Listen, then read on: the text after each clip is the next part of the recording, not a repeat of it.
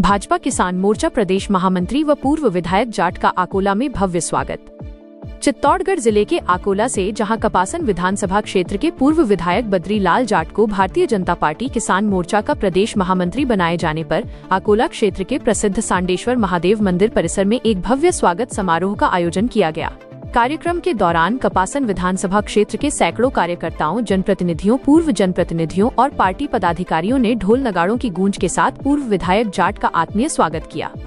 तत्पश्चात सांडेश्वर महादेव मंदिर में विशेष जलाभिषेक कराया गया। इसी समारोह के दौरान भाजपा किसान मोर्चा के प्रदेश कार्यकारिणी सदस्य कर्नल सिंह काकरवा का भी कार्यकर्ताओं द्वारा गर्मजोशी से स्वागत एवं अभिनंदन किया गया। किसानों के लिए खून की आखिरी बूंद तक संघर्ष करूंगा, बद्री लाल जाट। समारोह को संबोधित करते हुए प्रदेश महामंत्री बद्री लाल जाट ने किसानों से जैविक खेती अपनाने का आह्वान किया। उन्होंने कहा, वर्तमान समय में किसानों को जैविक खेती पर अधिक केंद्रित होने की आवश्यकता है ताकि कैंसर जैसी गंभीर बीमारियों से बचा जा सके। किसानों के हितों पर जोर देते हुए उन्होंने कहा कि किसानों की समस्याओं को प्रदेश स्तर के साथ साथ केंद्रीय नेतृत्व तक भी प्रमुखता से पहुंचाया जाएगा। उन्होंने कहा, किसानों के अधिकारों और उनकी भलाई के लिए यदि मेरे खून की आखिरी बूंद की भी आवश्यकता होगी तो मैं उनके लिए हरदम खड़ा रहूंगा। वरिष्ठ नेताओं व कार्यकर्ताओं की रही गरिमामयी मौजूदगी। इस अवसर पर पूर्व प्रधान भीम सिंह ताणा, भाजपा मंडल अध्यक्ष शंभू लाल गाडरी, नगर पालिका के पूर्व वाइस चेयरमैन भेरू लाल जाट, भाजपा युवा मोर्चा अध्यक्ष राजमल आचार्य,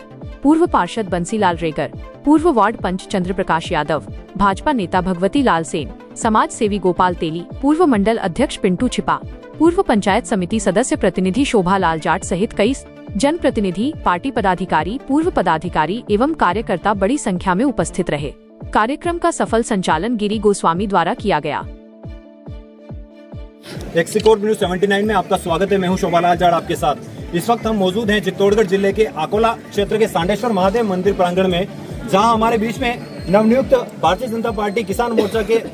प्रदेश महामंत्री श्रीमान बद्री लाल जी जाट साहब, जो कि पूर्व विधायक रह चुके हैं कपासन के, जानते हैं कि इस नए दायित्व के साथ किसानों के लिए किस तरह से नई स्कीम लाने वाले हैं या किसानों के लिए किस तरह से मुद्दा उठाने वाले हैं। भारतीय जनता पार्टी के शीर्ष नेतृत्व ने मेरे पे जो विश्वास करके जो किसानों की हम दिन रात सेवा कर रहे हैं, प्रदेश किसान मोर्चा महामंत्री बनाने का काम किया। मैं निश्चित रूप से किसानों के हित में एक एक पल काम करके आज जैसा कि सांडेश्वर महादेव हमारे इस विश्व के हमारे देवाधिदेव महादेव हैं और इस कार्यक्रम के निमित्त 36 कौम ने आकर के,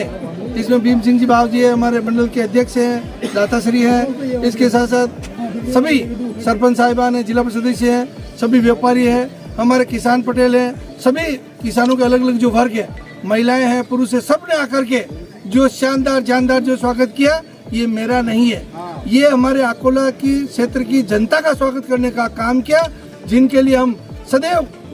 कंधे से कंधा मिला के हर दुख की घड़ी में, सुख की घड़ी में खड़े रहते हैं। किसान मोर्चे के माध्यम से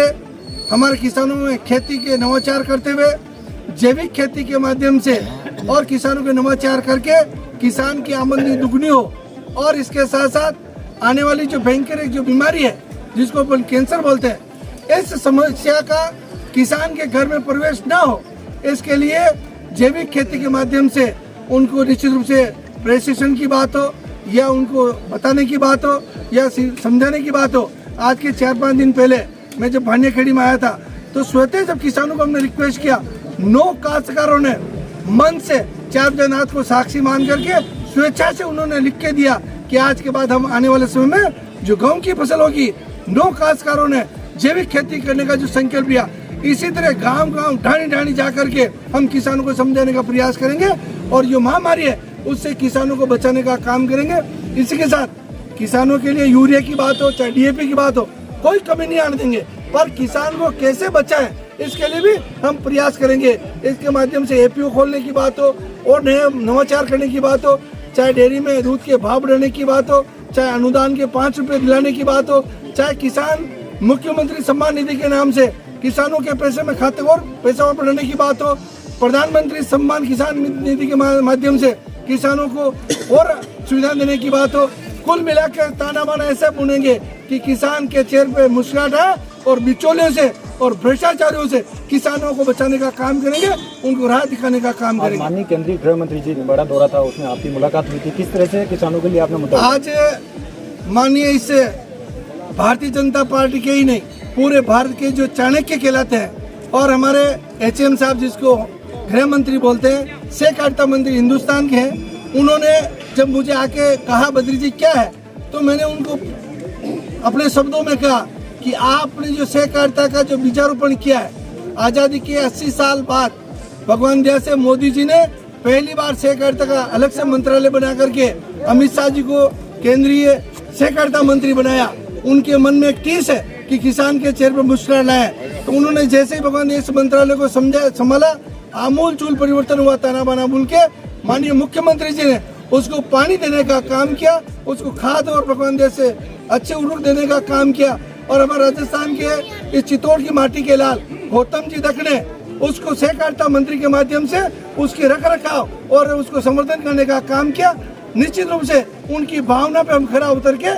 सहकारिता के चित्तौड़ में नहीं, राजस्थान में मॉडल रोल मॉडल हमारा चित्तौड़ बने, इसके लिए हम सब कटिबद्ध हैं, आगे बढ़ने का काम करें। भूमि विकास बैंक में मुझे जो चेयरमैन बनाया, पूरे हिंदुस्तान में 1 नंबर लाने का काम किया, लाखों ने करोड़ों रुपए किसानों के लिए काम करने का प्रयास किया। डेयरी के माध्यम से बीच में जो भगवान जैसे ढाणी उल्टी पड़ गई, उसको भी भगवान जैसे पुनः संभालने का जो किसानों के माध्यम से काम करे। आज दूध के भाव बढ़ाने का काम किया, किसानों के अनुदान के जो 5 रुपए थे वो भी किसानों को उनको दिलाने का काम किया। किसानों के हक के लिए हमेशा उनकी लड़ाई के साथ कंधे से कंधा मिलाते हुए किसान के लिए हम नवाचार करने का काम करेंगे।